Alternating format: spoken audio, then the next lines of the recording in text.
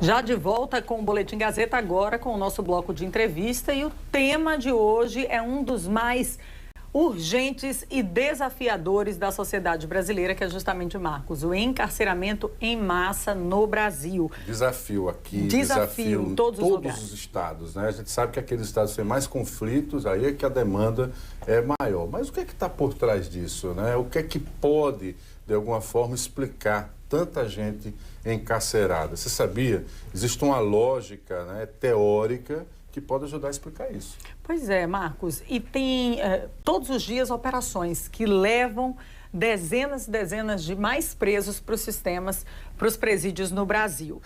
Pouco se sabe sobre o que acontece, né, entre os muros das cadeias, dos presídios brasileiros. A ideia de punição muitas vezes é apresentada como uma forma de justiça, sai como um alívio para as famílias que esperam punição, mas será que ela realmente cumpre esse papel? Essa é a grande reflexão, e é justamente sobre isso que nós vamos conversar agora com a Silmara Mendes, ela que traz uma análise sobre quem são os punidos, porque o aprisionamento não dá respostas esperadas.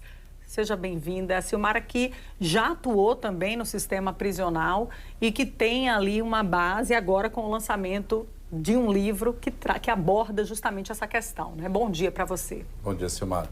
Bom dia. Gostaria de agradecer o convite, participar e falar de algo que eu conheço tão bem, não só pelo lançamento do livro, que é resultado do doutorado em serviço social pela Universidade Federal de Pernambuco, mas pela experiência. Eu diria que é um tripé esse livro. A experiência de assistente social, gestora de presídios no estado de Alagoas por quase uma década, o referencial teórico, crítico, marxista da profissão e também o interesse pela investigação social. Eu diria que a experiência no sistema prisional me trazia inquietações, tipo, quem são esses presos? Se vocês entrarem em um presídio no Brasil, de cara as características são nítidas, são pobres, negros, jovens. E na pesquisa do doutorado, as minhas inquietações buscavam quais são as determinações mais gerais que fazem com que essas pessoas estejam aprisionadas. E aí, o propósito era desnaturalizar o sistema prisional. Nós não podemos naturalizar. O sistema prisional, ele tem uma funcionalidade para a sociedade. E a funcionalidade é de manutenção das pessoas que estão desempregadas, que não estão inseridas no mercado de trabalho. E aí eu fiquei pensando, há dados no sistema prisional brasileiro sobre a questão das pessoas que estão presas relacionadas ao desemprego? E, para minha grande surpresa, não tem. E aí nós tivemos que fazer uma pesquisa, qual a relação do aprisionamento com esse tipo de sociedade. E aí a gente vai, obviamente, apresentar dados de que é necessário conhecer esse sistema capitalista, qual a funcionalidade do desemprego, do aprisionamento, de que forma, quais são as formas de enfrentamento do Estado para a manutenção desse sistema, sobretudo relacionado à crise do capitalismo. Nós fazemos uma relação intrínseca, demonstramos isso na pesquisa, a relação da crise do capitalismo com o aumento do encarceramento. Nós vivenciamos uma crise desde a década de 70, é uma crise universal, global, uma crise que afeta todo o sistema da sociedade, e esta crise tem uma relação, porque na década de 70, quando é desencadeada essa crise, começa a aumentar o número de presos no mundo. E nos Estados Unidos, hoje nós temos mais de 2 milhões de presos, é o país que mais aprisiona. China, o segundo, e o Brasil, o terceiro. Ele vem disputando com a Rússia. O Brasil estava em quarto, passa para o terceiro.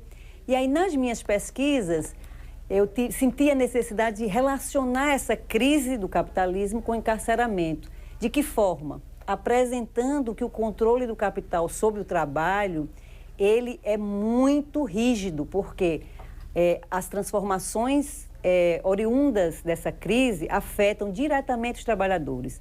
Aumenta-se o desemprego, a precarização do trabalho, das condições de trabalho, subemprego, trabalho contratado. Então, observa-se que essas mudanças, elas caminham junto com o aumento do encarceramento. Acaba resultando nisso, né? Nesse recorte que você faz, você encontrou base teórica em Karl Marx, que é quem define essas questões envolvendo o que é capitalismo e o que não é capitalismo. E aí você fala do controle penal do capital.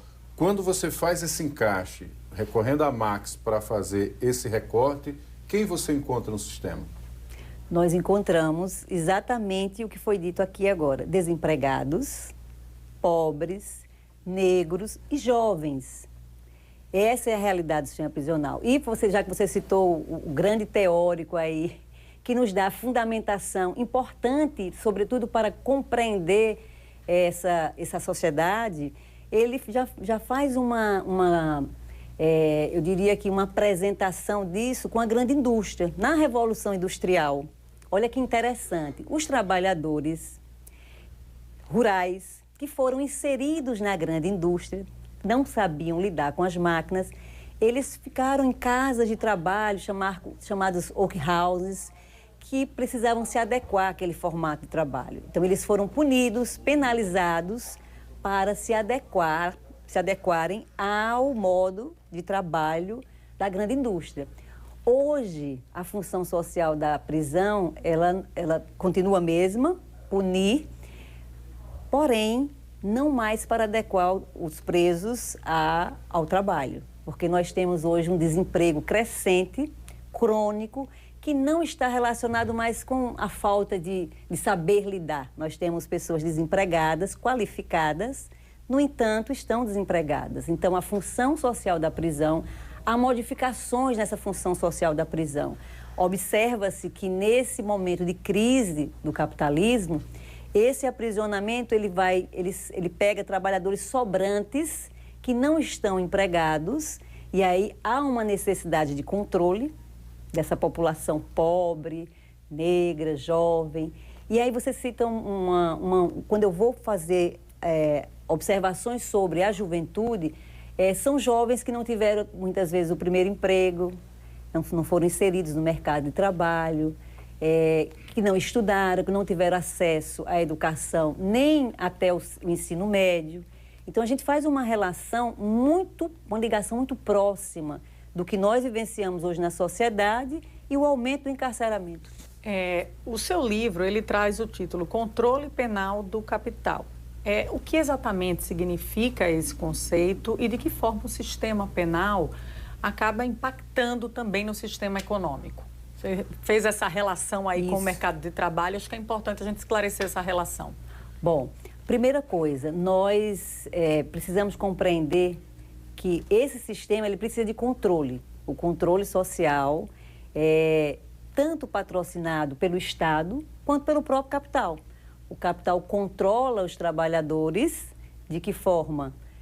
A funcionalidade do desemprego é importante, porque você está no mercado de trabalho escasso, porque não tem emprego para todos, muitas pessoas desempregadas, e o capital vai encontrando formas de cada vez mais reduzir esse trabalho vivo, informatizando com a tecnologia, com a automatização. Isso faz com que as pessoas fiquem desempregadas. A redução de trabalhadores em postos de trabalhos cria um pânico nas pessoas. As pessoas precisam sobreviver. E como é que elas vão sobreviver? Então, nós temos um primeiro ponto aí. A crise do capital, ela traz problemas nefastos para os trabalhadores, que é de se manter em seus empregos. Se não tem trabalho para todos, nós teremos uma massa de trabalhadores desempregados.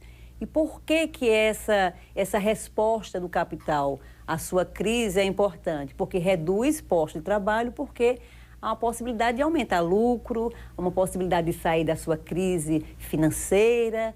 E aí o desemprego ele é funcional ao capital porque ele pode contribuir para que a economia ou o lucro cresça quando há um desemprego.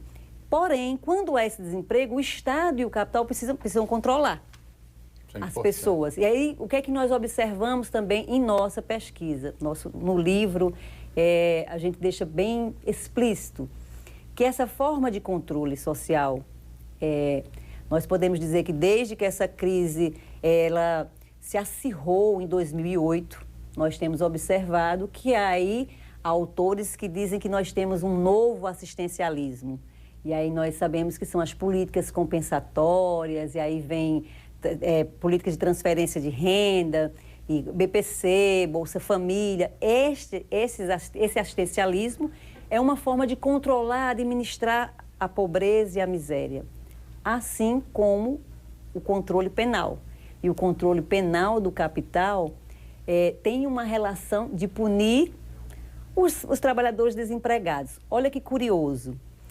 O maior crime que os presos respondem nos presídios brasileiros são crimes contra o patrimônio. Não são crimes contra a vida. 12% dos presos brasileiros respondem crime contra a vida, assassinatos, homicídios, 12%. E a maioria, crimes contra patrimônio e tráfico de drogas. Então, observa-se aí que a criminalidade dita, os presos periculosos, diga-se, estão muito mais em crimes de menor potencial ofensivo do que aqueles contra a vida. Então, tem aí uma questão também econômica, né? Por que contra o patrimônio? Por que o tráfico de drogas? O que é que acontece? Acaba criando essa discussão. O livro da Silmara é um dos que vai ser lançado na Bienal. A gente falava um pouco aqui de toda essa articulação, teve matéria ali também na TV Gazeta. Eu queria que nessa reta final você divulgasse aonde as pessoas podem encontrar o teu livro. É um livro da editora Dialética, né? E aí você vai estar lançando na Bienal, tá ali, ó, dia 9, às 16 horas, é isso? Isso. Lá no pavilhão do stand da Cultura. Durante a Bienal. Da Secretaria Estadual de Cultura, Secult, é isso? Isso. À tarde de autógrafos, então, quem quiser está lá. Você, no caso, esse livro, esse recorte, diante do que a gente tinha conversado, Thaís, só ele está discutindo isso no Brasil. Não há uma pesquisa com esse olhar no Brasil, né? Bom, o livro, ele tem um ineditismo, né? O doutorado eu finalizei em 2016 e só agora eu fiz o lançamento. Há um ineditismo de fazer uma relação com a economia política, encarceramento na atualidade. E eu tive a grata satisfação coincidentemente, o livro vai ser lançado numa Bienal que tem uma temática muito importante, que é o Brasil e a África culturalmente, em seus ritos e raízes. Eu fiquei feliz porque há um item no livro em que eu trato a questão da raça, cor, no sistema prisional brasileiro. E aí nós fazemos algumas observações em relação ao processo de escravatura no país, né? Os negros foram escravizados e a partir do momento que eles são libertos com a Lei Áurea, eles não foram inseridos no mercado de trabalho, eles não foram inseridos na educação.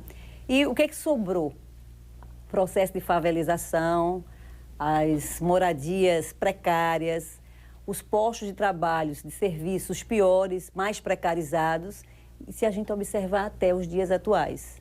Professora, sem dúvida é uma obra e todo esse contexto da nossa conversa já está nos levando, e para quem está assistindo, obviamente, a uma reflexão, principalmente, Marcos, sobre o papel do Estado, sobre o sistema penal e sobre as desigualdades.